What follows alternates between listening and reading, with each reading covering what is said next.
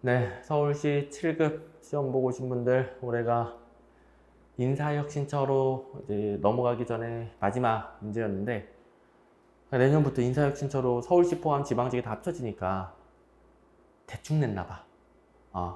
너무 성의 없이 됐어요. 이게 뭐요 이게. 솔직히 말하면 이제 해설을 하기가 싫어. 일단 어차피 합쳐지니까 여러분들 안 볼 것 같고 그다음에 볼 필요도 없어. 너무 쉬워서. 뭐야 너무 성의가 없이 그냥 맨날 나오던 똑같은 걸 내버렸습니다. 그러면 이제 어떤 문제가 생기냐면은 거의 다 95, 100이야. 합격 인원보다도 95, 100점이 너무 많아져 버리니까 뭐 변별력도 없고 삐끗해가지고 실수해서 90점 나오면은 확 떨어져 버리는 것이고 조정 점수도 엄청 낮겠지 뭐 100점 맞아 봤자야 이거. 어우 진짜 해설을 하기가 싫은데 혹시 이제 이번에 좀 결과가 안 좋으신 분들은 내년을 대비해야 될 텐데 어차피 내년도를 대비하신 분들은 여태까지의 지방직 7급 문제를 분석하여 내년을 대비하셔야 됩니다. 서울시 7급은 보지 말고 올해 말고 그 전 문제는 너무 어렵고 너무 이상한 거 섞어내는 거 좋아했었는데 그건 이제 볼 필요가 없고 올해는 너무 쉬우니까 그냥 그 개념만 혹시 내가 모르는 거 있는지 중요한 것만 딱딱 챙기면 되고 이제 지방직 7급 해설을 보면서 대비하시면 됩니다. 그래서 제 추천은 앞으로 계속 지방직 7급, 서울시 7급 준비하실 분들은 지방직 7급 해설 강의 보시면 돼요. 거기에서 더 자세하게 공부의 방향성을 잡아줍니다. 오케이. 근데 뭐 여기 문제가 궁금한 분들, 근데 저는 아직 공부 시작한 지 얼마 안 돼서 그런지 다 틀렸는데요? 이런 분들은 이제 참고하시면 되겠고요. 오케이. 자, 일단 제가 맨날 여기다가 써주는 것은 7급에서 평균적으로 나오는 기출문제에서 반복 출제되는 비율, 생소한 문제 비율, 100점 방지용 문제 비율인데 자, 여기서 기출문제는 여태까지 나온 모든 기출문제가 아니라 제가 단원별 기출문제집에 모아놓은 2000문제도 안 되는 그 기출문제에서 반복 출제되는 비율. 그러니까 평균적으로는 뭐 80점이 시작이에요. 이거 이제 대비 가능한 거 족보니까 족보. 다 맞춰야지. 맨날 똑같이 나오는 거. 그래서 80점이 여러분들 점수 시작이어야 되는데 그렇지 못하다는 것은 뭐 회독수가 부족한 거죠 뭐. 그 다음에 이걸 바탕으로 해서 생소한 문제를 맞춰 나갑니다. 패턴을 아니까 정답이 될 수 없는 것들을 지워 나가다 보면 이런 걸 맞춰요. 100점 방지용은 문제 내는 지침에 있는데요. 너무 많은 사람들이 100점 맞으면 안 되니까 100점 방지용 문제를 꼭 넣어라. 근데 이번에는 이딴 것도 없어. 뭐예요 이게. 그냥 똑같은 거. 그것도 변형도 없고 뭐 속어해서 푸는 것도 없고 그냥 똑같은 거. 보자마자 정답이 나오는 게 거의 다였습니다. 여러분 문제. 이게 19 서울시 7급. 그냥 기출문제 공부한다고 생각하시면 돼요. 생소한 문제 하나가 있었었는데 요거는 좀 논란의 여지가 있을 수 있어요. 그러니까 틀렸다라고 보기 어려운데 어쩔 수 없이 그걸 이제 찍을 수밖에 없는 뭐 그런 문제예요. 어쩔 수 없이. 근데 이제 완전히 소거가 안 됐기 때문에 여러분들 뭐 틀렸을 수도 있는 그래서 이제 생소한 문제를 분류했는데 이것도 좀 성의 없는 문제였고 100점 방지용이라고 부를 만한 건 전혀 없었고 이 문제는 당연히 100점 맞아야죠. 혹시 이거 좀 잘못 생각했다 그러면 95점이면 되겠고 분발 대상은 90점 이하부터예요. 90점 이하. 제가 웬만하면 여기서 두 개를 봐주는데 봐줄 수가 없어. 하나 정도만 봐줄 수 있습니다. 90점 이하. 두 개만 틀려도 분발 대상이에요. 두 개만 틀려도.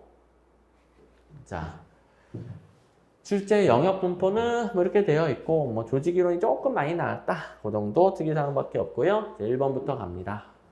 재미없어. 이게 뭔가 문제가 여러분들에게 그 공부 방향 말해주고 여러분들의 문제점 도출해서 그 문제점을 설명해주고 원인을 찾아가지고 어떻게 해라 이렇게 좀 조언해줄 게 있어야 내가 재밌는데 이건 그런 문제가 없어. 그래서 재미가 없습니다. 사회문제, 정부문제, 공주문제 순서로 전개되는 거 공주문제가 정부문제 다음에 있는 건 딱 하나밖에 없죠. 동원형. 더럽게 많이 했던 거. 시험 문제도 있죠. 저는 이제 일일이 기출문제집에 있었던 문제랑 다 비교해 주는 거 아시죠? 혹시 선생님 저는 기출문제 많이 봤는데 엄청 많이 틀렸어요. 그럼 기출문제 회독하는 겁니다. 왜? 똑같은 거 똑같이 나왔으니까. 동원형은 정부 의제화한 후 구체적인 정책 결정하면서 공중 의제한다. 딱 동원형만 정부 의제 후 공중 의제 과정이 있죠. 다른 거는 전혀 다르죠. 외부 주도형은 공중 의제화를 먼저 하고 정부 의제. 내부 접근형은 공중 의제화가 아무데도 없어요. 2번. 자, 엘더퍼의 ERG 이론, 개인의 욕구 동기는 생존 욕구, 관계 욕구, 성장 욕구. 그래서 E, existence, R, relatedness. 아, 발음 좋죠? 도박도박하죠? G, growth, ERG 이론. 맥클리랜드의 성취 동기 이론, 성취, 친교, 권력 욕구고요. 이 중에서 성취 욕구가 중요하다. 성취 욕구가 높은 사람의 생산성이 높다.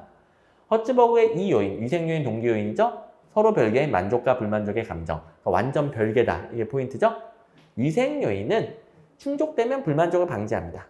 동기 요인은 개인의 만족을 제고하여 동기부여해요. 이게 완전 별개이다.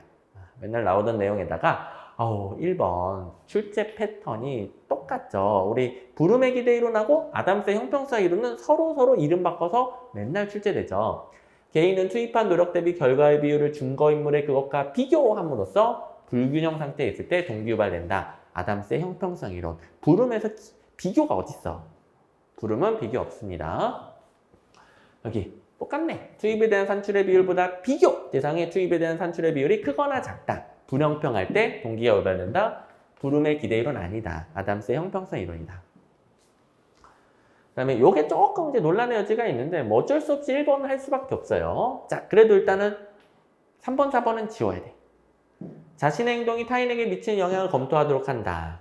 갈등과 상호관계에 관련된 능력을 개선한다. 우리 감수성 훈련 뭐예요? 소그룹을 구성해서 서로 어떤 인간관계를 겪으면서 내가 타인에게 미치는 영향을 검토하고 타인이 나에게 미치는 영향을 검토해요. 사람이 자기 행동에 대해서 피드백을 받지 않으면 내 행동이 다른 사람을 기분 나쁘게 하는지 좋게 하는지 잘 모를 수 있잖아요. 나는 당연히 아무 피해를 안 준다고 생각했는데 상대방은 기분 나쁠 수도 있고 그걸 이제 서로 의견을 교환하면서 검토해 보는 거예요. 그러면서 내 행동이 이런 영향을 미치는구나. 제가 그렇게 하니까 나는 이런 영향을 받는구나. 서로 인간관계를 겪어보고 느껴보는 겁니다. 느껴봐. 감수성이 풍부해지는 훈련이 되겠습니다. 이거는 인간관계 개선이 목적이에요. 그래서 자신의 행동이 타인에게 미치는 영향 검토, 갈등과 상호관계에 관련된 능력 개선, 인간관계 개선이죠. 그러면 구성원 간 협력이 강화될 수 있습니다. 그러면 성과를 증가시킬 수 있어요. 자, 이걸 이제 검토해서 인간관계가 개선되고 협력이 강화되고 협력은 팀 성과를 증가시킬 수 있긴 하죠. 이렇게 연결되는 건데요. 직접적으로는 인간관계 개선이고 직접적으로는 성과 증가까지는 생각하지 않는다. 왜냐? 요건 능력을 키우는 건 아니잖아요. 그래서 이제 성과까지는 직접적인 효과는 아니다. 되게 이제 간접적인 효과이다. 그래서 이제 1번을 틀리게 됐는데요. 뭐 약간의 논란의 여지는 있죠. 그렇다고 이의 신청하진 마시고요. 이의 신청이 받아들여질 만한 내용은 아니에요. 우기면 되니까. 직접적인 건 아닌데요. 이렇게 우기면 되니까. 참고로 실험실에서 할 수 있고요. 집단을 구성하니까 T집단 훈련이라고도 하고요. 2번은 중요하지 않습니다. 그래서 2번을 잘 몰라가지고 1, 2번 중에 고민하다가 2번을 찍었다. 어쩔 수 없습니다. 나머지는 다 맞춰야 돼.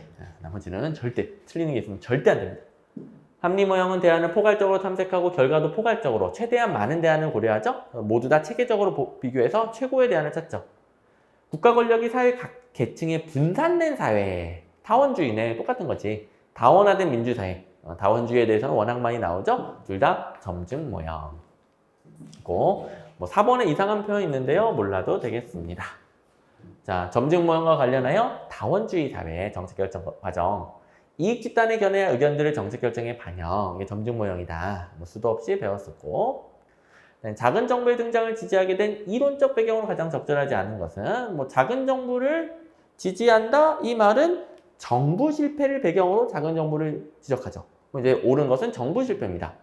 정부 실패. 자, X 비효율성 대표적인 정부 실패고 지대추구 정부 실패 현상 중에서 권력의 편제, 분배적 불평등이 있죠. 정부가 권력을 사용하다 보니까 권력을 자의적으로 남용할 우려가 있다.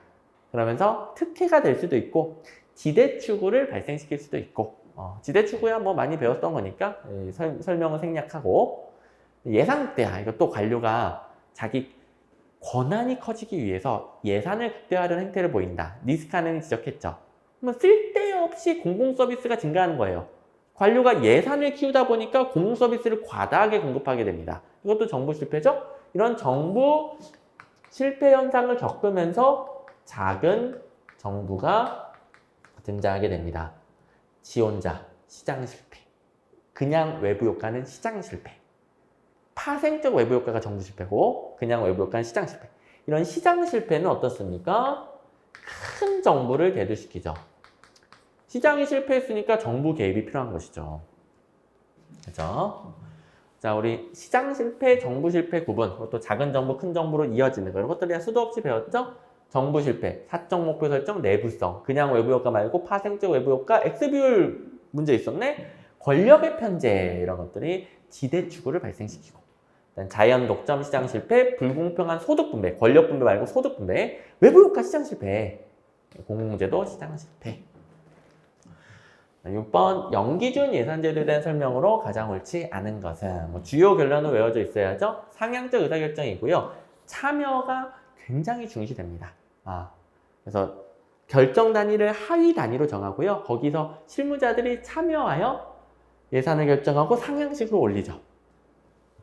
그래서 4번에 이런 측면이 있고, 오케이 이런 측면이 있고, 4번에 연기준 예산제도는 중요한 게 또 기존 예산 배분을 백지 상태로 돌려버리고 처음부터 다시 짭니다. 매년 다시 짜죠. 그래서 0, 제로 기준이죠. 제로 기준. 그래서 현 시점 위주로 분석하기 때문에 장기적인 목표가 경시될 수 있습니다. 적절하죠? 그 다음에 3번 예산 과정에서 정치적 고려 및 관리자의 가치관이 반영될 가능성이 높다. 이거 틀렸죠? 선생님 참여가 있다면서요? 이러면은 정치적인 거 가치 이런 거 반영되는 거 아니에요? 3번은 그 내용 아니라고 그랬죠. 뭐다? 총체적인 예산제도의 공통적인 한계예요. 자, 계획예산제도하고 연기준 예산제도는 총체주의적 예산제도로 분류되죠. 공통적인 한계입니다. 이런 비경제적, 심리적 요인이 반영되기 어렵다. 자, 엉뚱한 거랑 연결시키지 말고 기출문제에 있던 주요 결론을 외우고 있어야 돼요. 자, 보세요. 여기 기출문제 집에 있잖아. 정치, 상황, 관리자의 가치관 등 고려한다 땡! 이런 문제가 있었잖아요. 똑같네. 여기 뭐 정치적 고려 및 관리자의 가치관 반영된다 땡. 정치 상황 관리자의 가치관 고려한다 땡. 이런 게 비경제적 심리적 요인의 예시죠. 그러니까 회독수를 늘리라고. 엉뚱한 공부하지 말고. 그 다음에 공익의 실체설 과정설 구분 엄청 나오죠. 실체설, 기업, 사회공동체나 국가의 모든 가치를 포괄하는 절대적 선. 그러니까 실체설의 핵심은 개개인의 사익을 뛰어넘는 공익의 실체가 있다. 그걸 이제 전체적인 이익, 절대적 선 이렇게 표현하거나 사회 구성원이 보편적으로 공유한 이익 이런 식으로 표현하죠. 근데 과정설은 그런 게 어딨냐. 여러 가지 사익들이 조정 타협된 결과가 공익이지. 그래서 조정 타협 과정의 적법 절차 준수. 행정은 그 과정에서 조정자 역할을 합니다. 실체설에서 행정은 공익을 규정하는 사람이에요. 사익을 뛰어넘는 게 뭔지 모르니까 엘리트라고 여겨지는 행정 혹은 정부 관료가 공익을 규정하고 국민들을 이끌고 가는 것이죠. 굉장히 적극적인 역할이죠. 이런 조정자 역할, 소극적 역할이 아니고요. 그래서 니은 리을 틀렸습니다. 기억 디귿만 맞고요. 자, 여기 공익 개념을 정부와 공무원의 소극적 역할, 이게 조정자 역할이에요. 소극적 역할과 관련짓는 거 과정설이고, 여기서 틀린 선지 보시면 정의 또는 공동선, 절대 가치, 보편적으로 공유한 이해, 이게 실체설이라서 틀렸다. 그래서 앞에 쓰였던 단어들이 있고요. 그 다음에 과정설은 절차적 합리성, 적법 절차 준수 앞에 있었던 단어죠. 이런 단어는 과정설이다. 다 있었던 내용들이 되겠고요. 8번, 이 보너스. 비용 편익 분석 기준에 해당되지 않는 거. 우리 비용 편익 분석에서 3개밖에 안 배우잖아요. 더 배운 사람? 쓸데없는 거 배운 거예요. 더 배운 사람은 우리 3개밖에 안 배웠어. 나도 3개밖에 안 가르쳐줬어요. 편익 비용 비율법, 수년제 가치법, 내부 수익률법. 지워. 정답 2번 나옵니다. 이거밖에 안 나오잖아. 여기 수년제 가치법 어찌고 저찌고, 편익 비용 비율법 어찌고 저찌고, 내부 수익률법 어찌고 저찌고. 이거 3개밖에 안 나오죠? 9번 자, 조직 유형 구분에서 일단 우리 안 중요한 거 처리해버리면은 4번에 엣지온이는 민간기업체를 공리적 조직으로 봤는데요. 엣지온이는 권한 행사 방법, 수용 태도 그렇게 나눴어요. 공리적 조직은 이해타산적인 거. 민간기업은 내가 돈 얼마 줄 테니까 일하자. 그러면 이제 받아들이는 구성원 입장에서 계산기 두들겨가지고 이해타산적으로 결정하게 되죠. 민간기업 맞고요. 그다음에 파슨스 같은 경우에는 이제 출제 가능성이 거의 없는데 통합 조직의 예시로 뭐 경찰 조직 이런 거 듭니다. 파슨스는 어질 모형인데요. 이게 너무 어려워서 어질어질하다 뭐 그런 의미도 있고 뻥입니다. A 나도 헷갈려. A 그 어댑테이션 적응 기능, G 골 어테인먼트 목표 달성, I 인터그레이션 이게 통합이에요. 인터그레이션 통합, L 라텐드 페럼 메인터넌스 유지예요. 그냥 유지. 통합 기능에 좀 사회적으로 어떤 통합적인 가치관을 유지해야 된다. 그게 이제 체제의 기능이다 라고 하면서 범죄자, 사회적인 통합을 깨죠. 범죄자 뭐 경찰 조직이 막 잡고 하죠. 정신병자, 정신병원에 격리 수감하고 경찰 조직 정신병원 뭐 이런 것들 예를 들고 있어요. 중요한 내용은 전혀 아니고. 그다음에 블라우와 스코트는 조직 유형을 어떻게 구분했어요? 수혜자를 기준으로, 기능을 중심은 아니죠. 수혜자를 중심으로. 블라우 스코트는 우리 많이 봤죠. 수혜자를 기준으로 병원 학교는 봉사조직이다. 봉사조직은 고객을 대상으로 하거든요. 병원 학교는 완전 민간기업이 아니고 고객님에게 봉사하는 조직이다. 이렇게 나눴었죠. 자, 기존 기출문제에 다 있었던 거. 조직 활동의 최대 수혜자를 기준으로 한 게 블라우와 스코트의 유형이다. 문제에서 알려줬네, 문제에서. 그래도 예시들. 이제 봉사조직의 예시 병원학교 본 김에 공익조직의 예시는 공익조직은 국민을 위한 거죠. 군대, 검찰, 경찰, 행정기관 이런 거 참고해 두시고 기업조직은 소유자를 위한 거죠. 은행, 보험사 등 일반적인 민간기업을 말하게 됩니다. 그래서 호구, 기소, 봉고, 공국 호혜조직은 구성원을 위한 조직 기업조직은 소유자를 위한 조직 봉사조직은 고객을 위한 조직 공익조직은 국민을 위한 조직 이렇게 수혜자 외웠던 거 그것도 아시죠? 10번 조직 내부에서 발생하는 갈등에 대한 설명으로 옳지 않은 것은 자 일단 갈등에 관련된 전통적인 시각 갈등은 무조건 유해해 다 없애버려야 돼 무조건 해롭다 전통적인 고전적 행정학의 시각이죠. 네, 4번 보시면 행태론적 시각 그 다음이죠. 행태론에서는 눈으로 본 것만 믿어 갈등 없는 조직이 없던데 갈등은 정상적인 것으로 간주하게 됩니다. 3번 보시면 현대적 견해로 오면 갈등의 순기능을 인정해요. 새로운 아이디어 촉발, 문제 해결력 개성 등 순기능이 있다. 이러면서 현대적 견해, 갈등 관리 개념이 등장하죠. 갈등 관리 개념은 갈등을 해소하기도 하지만 순기능적 갈등을 조성하기도 해요. 그리고 이제 문제에서 해소 전략, 조성 전략 막 이런 거 내죠. 갈등 해소 전략 골라보래요. 해소하려면 상위 목표를 강조해야 돼요. 자, 하위 목표로 쪼개질수록 다 이해관계가 달라. 그러니까 싸우는 거야. 근데 여러 목표를 통합하는 상위 목표, 공동의 목표죠. 공동의 목표. 야, 그만 싸우자. 우리 둘이 함께 추구하는 상위 목표, 이걸 위해서 그만 싸우자. 갈등이 해소되죠. 그래서 뭐 상위 목표 이렇게 기억해도 되겠지만 공동의 목표 강조한다. 이런 문장들 많이 나왔고 공동이 강조하는 것은 조성 전략에 해당되지 않는다. 그러니까 해소 전략이라는 소리죠. 그다음에 11번 부패 방지 대책. 이것도 이 성의 없이 냈는데 이거는 그래도 너무 똑같이 내서 내가 좀 그렇긴 한데 그래도 대비하라고 했던 거죠. 많이 나오는 건 맞긴 합니다. 중요한 내용은 맞아요. 근데 너무 심해. 사회적 규제 강화 뭐 똑같이 너무 많이 나왔어요. 사회적 규제 강화 때 관료부패 방지 대책으로 규제는 완화시켜야 됩니다. 규제가 강해지면 관료의 재량권이 커지거든요. 그걸 남용할 가능성이 커지죠. 부패 가능성이 증가해요. 규제를 완화시켜야 관료의 재량권이 줄어들고 남용 가능성이, 그러니까 부패 가능성이 줄어든다. 맨날 똑같이 나왔던 거. 너무 똑같아. 12번 거시조직 이론은 뭐부터 공부해라? 어떤 이론? 결정론이냐 임의론이냐. 결정론은 조직이 환경으로부터 결정된다. 조직은 환경에 피동적이죠. 수동적이죠. 근데 임의론은 조직이 환경을 바꿀 수 있다. 환경에 대해서 적극적이고 능동적이죠. 요거부터. 자원우전 이론은 환경에 필동적이다 아니죠. 자원우전 이론은 임의론. 네, 구조적 상황 이론은 결정론이죠. 환경에 적응하는 조직입니다. 환경에 따라서 결정돼요. 조직군 생태학 결정론이죠. 조직의 주도적 선택 없어요. 피동적입니다. 정답 일단 3번이 되겠고, 뭐 1번 잘 모르는 내용이다 하더라도 뭐 3번에서 답 바로 나오죠. 맨날 했던 거. 그 다음에 요건 이제 중요하진 않는데, 공동체 생태학은 비슷한 여러 조직들이 협력하여 환경 변화에 대처할 수 있다는 거예요. 그래서 임의론으로 들어갑니다. 그래서 여러 조직이 공동체를 구성하여 협력하여 대처한다. 여러 조직이 모이니까 조직 내부 논리가 아니라 외부 조직들과의 결합이라는 외적 논리다. 뭐 이렇게도 말할 수 있겠죠? 자, 상황론적 조직 이론보다 모든 상황에 적합한 최선의 조직과 방법은 없어요. 왜? 효과적인 조직 설계와 관리 방법은 조직 환경에 따라 달라지는 거니까. 상황론적 조직 이론, 뭐 구조적 상황론, 상황 적합 이론 다 같은 것이죠?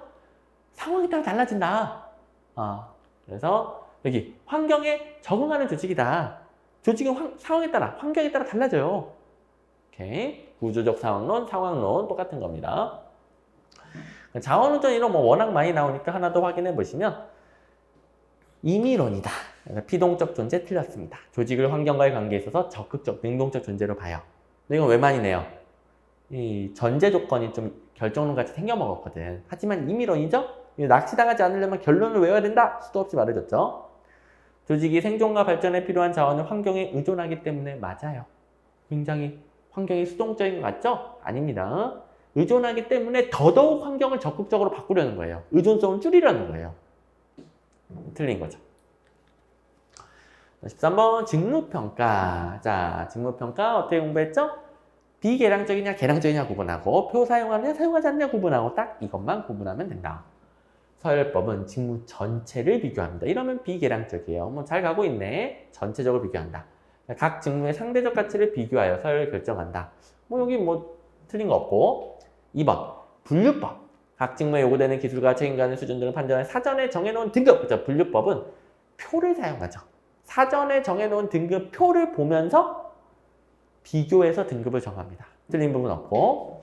3번 점수법은 요소를 비교해요. 요소를 비교하면 계량적이에요. 점수법, 계량적 기법 맞죠?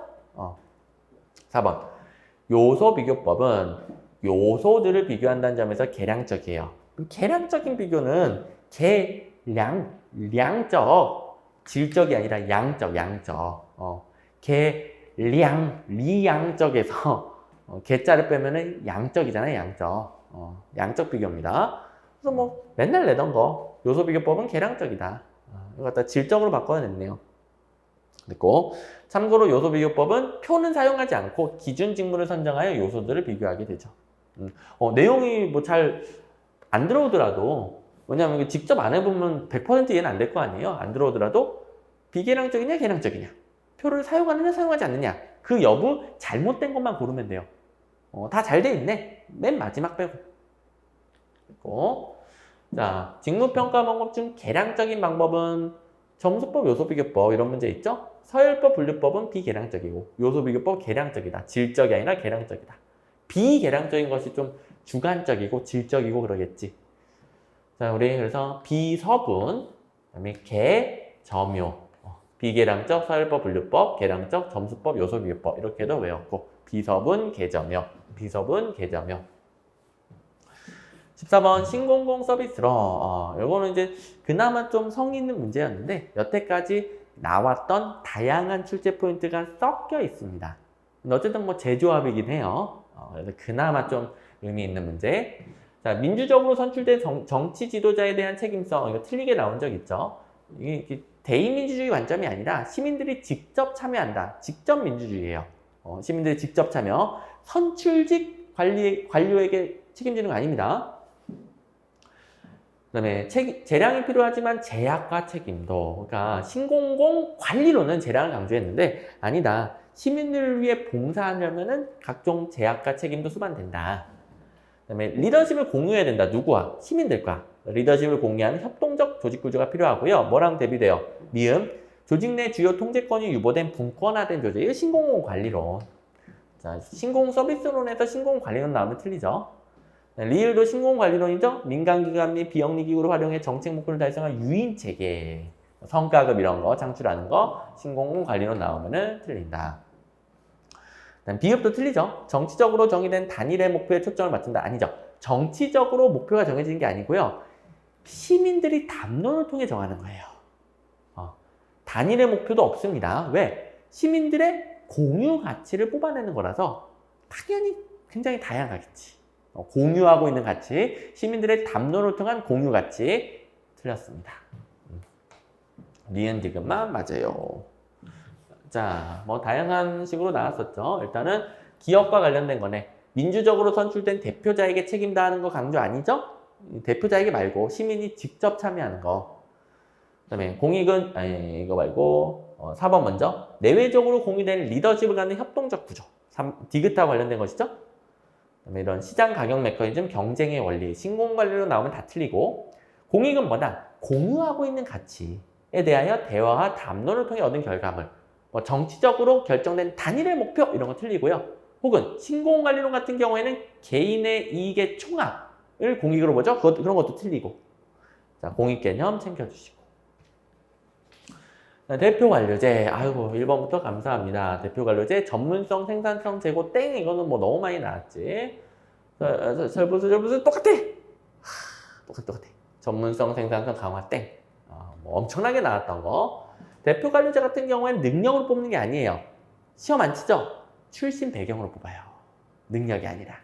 그래서 전문성과 생산성이 떨어져요. 근데 뭐를 위해 그렇게 뽑죠? 대표성, 대응성, 사회적 형평성 이런 개념이죠.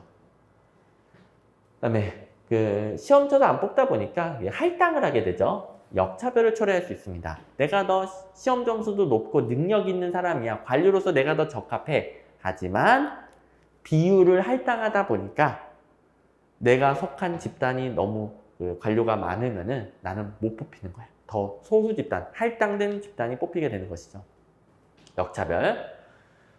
됐고, 그다음에 사회 각계각층의 이해를 공공정책에 반영한다. 그래서 관료의 대응성을 향상시킬 수 있다. 이게 취지가 되겠습니다.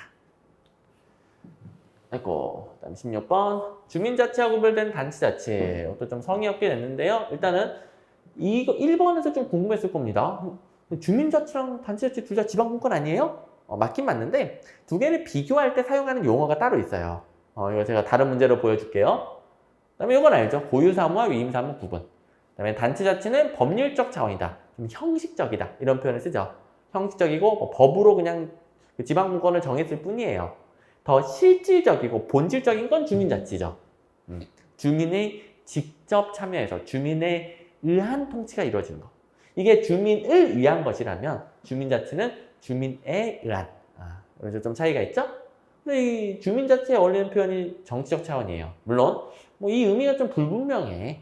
그렇기 때문에 이걸 이제 지워서 풀어야 되는데 이게 좀 찝찝했잖아요. 근데 뭐 기출문제집에 그대로 넣어놓은 거 있죠? 이게 찝찝하다는 것은 기출문제 해독을 덜 한 거야. 덜. 왜냐? 이런 게 있거든. 주민자치는 민주주의 이념이라면 단체자치는 지방분권의 이념이다. 이거 풀면서 왜 이렇게 지방분권 둘 다 지방분권 아니에요? 뭐 왜 이렇게 되지? 그냥 두 개 바꿔서 기억하는 분들, 반복한 분들은 이런 문제가 있었었지? 그래서 그냥 지방분권 여기서 맞다고 해야 되겠네? 이렇게 가는 거죠. 그리고 자치사무와 위임사무로 구분한다. 단체자치의 특징, 엄격하게 구분하지 않는다. 주민자치의 특징. 그 다음에 잘 보세요. 단체자치는 형식적이고 법제적인 요소예요. 좀 지방자치를 해야 된다라고 그래서 좀 약간 지방자치의 흐름 때문에 어쩔 수 없이 니네 이제 자치권이라는 거 내가 이제 빌려줄게 이런 개념이에요. 단체자치는 중앙정부의 힘이 강력한 국가에서 많이 나타나죠. 근데 주민자치는 주민이 직접 통치하는 내용적, 본질적 요소예요. 이 내용적, 본질적 요소를 이렇게 표현을 한 거죠. 정치적 차원의 자치이다. 주민이 직접 참여하는 차원의 자치이다. 됐고요. 17번 사바티아의 통합 모형. 자, 사바티아의 통합 모형. 비교의적 접근이 있고 정책 지지 연합 모형이 있는데 비교의적 접근은 별로 안 나오고 정책 지지 연합이네. 일단 지지 연합을 신념 체계가 비슷한 사람들끼리 모여서 형성합니다.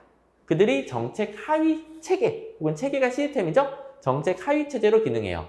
그리고 정책 하위 체제의 참여자의 활동에 영향을 미치는 요소는 하향식 변수가 됩니다. 자, 이거 보세요. 선생님, 이거 기출문제 있었나요? 자, 사바트의 정책 지지 연합 모형은 상향식의 분석 단위를 선택해요. 이게 신념 체계가 비슷한 사람들끼리 상향식으로 지지 연합을 형성하는 거죠.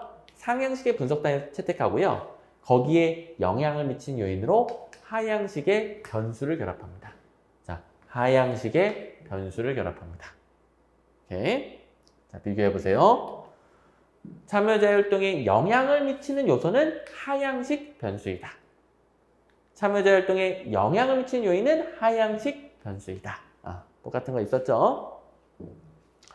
참고로 이 정책지지 연합 모형은 정책 집행 연구이기도 하지만 오랫동안 연구하면서 집행되고 그게 학습되고 환류를 거쳐서 다시 결정되고 또 집행되고 또 학습 환류 거쳐서 다시 결정되고 집행되고 뭐 이런 연속적인 정책 변동까지도 연구를 하고 정책 변동을 좀 더 강조한 모형이에요. 정책 변동 모형으로도 나오죠. 그다음에 18번 보시면은 이것도 맨날 나오던 인사이론의 가치들. 여기서 뭐 틀린 거 못 골라내면 말이 안 되지. 탄력적인 인사관리, 계급제죠. 계급제는 직업공무원제적 성격이라 일반행정가주의죠. 두루두루 다양한 것들을 해요. 그러다 보니까 빵꾸가 났어. 채우면 되지. 탄력적인 인사관리가 되는데 직위분류제는 하나밖에 못해. 딱 그 하나밖에 못하니까 빵꾸가 나도 나 모르는데 도와줄 수가 없어. 탄력적인 인사관리가 안 됩니다. 역관주의는 정당의 충성도와 공헌도를 임용기준으로 삼았기 때문에 민주주의와 밀접한 관련이 있죠. 뭐 이번은 워낙 똑같이 많이 나왔던 거니까 간략히만 설명하면 역관주의에서는 국민의 대표인 정치 지도자가 공직 임용권을 다 가져가요. 그러니까 뽑기도 하지만 말 안 들으면 자르기도 해. 그러니까 공무원들은 충성을 다 바쳐야 돼. 그러니까 국민의 다수가 지지한 정책을 실현하기에 용이해지죠. 요 점에서 민주주의 발달과 밀접한 관련이 있죠. 워낙 많이 나오는 거. 4번 직업공무원제 하면은 계급제, 폐쇄형 충원, 일반행정가주의, 강력한 신분보장 특징으로 하고 그와 대비되는 거 나오면 틀린다. 맨날 나오는 거. 그 다음에 실적주의는 정치적 중립성을 지향하죠. 요 점에서 인사행정을 소극화, 형식화시켰어요. 정치적 중립성이 강화되면은 정치 지도자가 통제하기가 어려워지죠. 국민의 대표가 통제하기 어려워지죠. 국민에 대한 대응성이 떨어져요. 소극적, 형식적일 수 있고 게다가 시험 쳐서 획일적인 기준으로 뽑잖아. 시험 잘 보는 사람은 정해져 있죠. 자, 제가 맨날 제발 이렇게 공부하세요. 이렇게 하면 안 돼요. 이렇게 알려주는 이유는 합격생들 공통점이 다 있거든. 똑같거든. 그러니까 제가 제발 좀 이렇게 하세요. 이렇게 말씀을 드리는 것이고 그 말은 뭐냐. 합격생들 보면 비슷해. 그러니까 우리 시험에 주는 교훈은 여러분들 수험생에게 주는 교훈은 시험에 맞춰서 공부하고 그냥 비슷한 특징을 갖춰라. 그럼 빨리 합격한다. 근데 인사제도 전체적으로는 이런 한계가 있죠. 맨날 똑같은 공무원만 들어와. 그러니까 다양한 행정소에 대응을 못하죠. 왜? 실제로는 시험 잘 보는 사람, 그 특징을 갖춘 사람 외에도 정말 다양한 사람들이 있으니까 이 점에서도 소극적이고 형식적이고요. 어쨌든 소극적, 형식적인 비판, 많이 나오는 비판입니다. 자, 인력 활용의 융통성과 효율성이 높아 탄력적인 인사관리가 가능하다. 계급제. 역관주의는 정치적 임용에 기초하고 있죠. 민주주의 실천 원리와 밀접한 관련이 있었고 그 다음에 여기 똑같은 문장인데 뭐요 이거. 실적주의는 정치적 중립을 지향하여 인사행정을 소극화 형식화시켰다. 실적주의는 정치적 중립에 집착. 조금 다르다. 인사행정을 소극화 형식화시켰다. 단어 하나 다르네. 어쨌든 맨날 나오던 거. 직업공무원제는 폐쇄형. 일반행정가주의. 뭐야 이거 예시도 똑같지 않아? 개방형 전문가. 아유 진짜 너무 똑같아. 자, 19번. 자, 사전 사후 재정관리제도. 구분하는 요령 배웠죠? 사전적인 것은 집행하기 전이에요. 계획 당연히 집행 전에 세우고 다 내도 됩니다. 계획은 원래부터 집행 전. 맞죠? 여러분들 그 10월 12일에 맞춰서 열심히 공부했을 거 아니에요. 10월 10일 시험 끝난 다음에 10월 12일 계획을 짜진 않잖아요. 그 전에 짰지. 맞죠? 계획 당연히 사전적. 심사 사전에 해야지. 투자해봐라. 투자한 다음에 심사해요? 아니면 투자하기 전에 심사해요? 전에 하지. 그다음에 예산제도, 예산 편성 언제예요? 전에, 집행 전에. 성인지 예산 편성도 집행 전에. 이렇게 골라내 주시면 되겠고, 답은 나왔고, 사후적인 거, 뭐 감사, 평가, 결과에 대한 공시 이런 거 구분할 수 있죠. 뭐 결과가 있어야 감사하든 평가는 하고, 뭐 분석, 진단 이런 것도 마찬가지고, 결과가 있어야 공시하든 말든 하죠. 그래서 예전에 나왔던 문제 보시면 이번엔 사후적 냈는데 계획, 뭐 심사, 뭐 승인도 사전에 하는 것이죠. 이런 건 틀리게 나온 적 있고, 뭐 분석 진단은 사후적이다. 결과물을 분석 진단하는 것이다. 마지막 리더십의 상황이론. 우리 맨날 행태론, 상황론 구분한 연습 수도 없이 많이 했었죠? 자, 4개 구분하는 거 정말 엄청나게 많이 했다. 보자마자 블레이카 버튼 관리 그리드는 유형도죠? 블레이카 버튼 보자마자 행태론. 아이고 감사합니다. 찍어주시면 되겠고요. 자, 상황이론 피들러 대표적이고 허시와 블렌차드, 하우스. 뭐 하우스랑 에반스는 제가 뭐 가르쳐 준 적 없는데 뭐 공동 연구자예요. 경로 목표 이론. 하나 안 나온 게 커와 저미어의 리더십 대체문 접근법. 행태론은 블레이카 버튼의 관리 유형도 그리드. 그다음에 아이오와 대학 르인 리피트 화이트. 미시간 대학 리커트. 그다음에 아이오와 했고 오하이오 대학. 오하이오는 학자 이름 안 해도 되고 이렇게 4개 맨날 연습했던 거 아유 감사합니다. 시험 문제에서도 있었죠? 리더십에 대한 연구전 성격이 다른 거 르인 리피트 화이트, 아이오와 행태론, 미시간 리커트 행태론, 블레이카 버튼 관리 유형도 있네. 그리드 있네. 그리드 행태론 다 나왔던 거. 허시아 블랭카드의 생애주기 이론. 이거는 지원자만 상황론. 행태론 상황론 구분 문제는 계속 나왔던 겁니다. 자, 이렇게 맨날 똑같이 나오는 거 어떻게 해야 돼요? 앞으로는 절대 틀리면 안 돼요. 제가 여기서 한 문제, 그러니까 뭐 이거 틀렸다고 쳐요. 이거 틀렸다고 쳐. 여기서 한 문제 더 틀려도 반성해야 된다고 그랬죠? 무려 90점 맞아도 반성해야 되는 시험이에요. 95, 그러니까 당연히 100점 맞아야 되겠고, 요 놈 때문에 삐끗해가지고 95, 거기까지는 이해하지만 90점부터는 반성. 특히 이럴 수도 있어. 요걸 맞았어. 이걸 맞았어. 여기서 2개 틀렸어. 그러면 더 반성. 더 반성. 오케이. 그 다음에 요거 감수성 훈련 자체는 중요한 주제예요. B급 되는 주제인데 정답 자체는 조금 찝찝했다. 직접적이 아니다. 100점 방지는 없었습니다. 자, 초시생 같은 경우 그리고 혹은 공부한 지 얼마 안 된 분들은 제가 너무 쉽다 똑같은 거 똑같이 했을 때 선생님 저 어떻게 해요? 그럴 필요 없고 앞으로 기출문제라는 족보 열심히 하면은 이런 문제 무조건 100점 맞을 수 있어요. 기출문제 족보 열심히 보세요. 앞으로. 근데 이제 공부를 오랫동안 했음에도 불구하고 이런 시험에서 점수가 안 나온다. 그러면 잘못 공부한 거죠. 근데 역시 마찬가지예요. 앞으로는 뭐 해? 기출문제부터. 기출문제부터 봐야 주요 결론이 외워지고 그것만으로도 거의 대부분 풀고 기출문제를 봐야 패턴을 알기 때문에 패턴으로 예측해서 이런 거 내가 공부해야 되겠다. 양을 무한정 넓히지 않고 문제 해결에 필요한 것만 딱 챙길 수 있어요. 우리 할 건 더럽게 많은데 시간이 너무 부족하잖아요.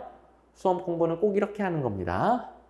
자, 이 시험을 계기로 해서 앞으로는 합격하는 공부하시기 바랍니다. 고생하셨습니다.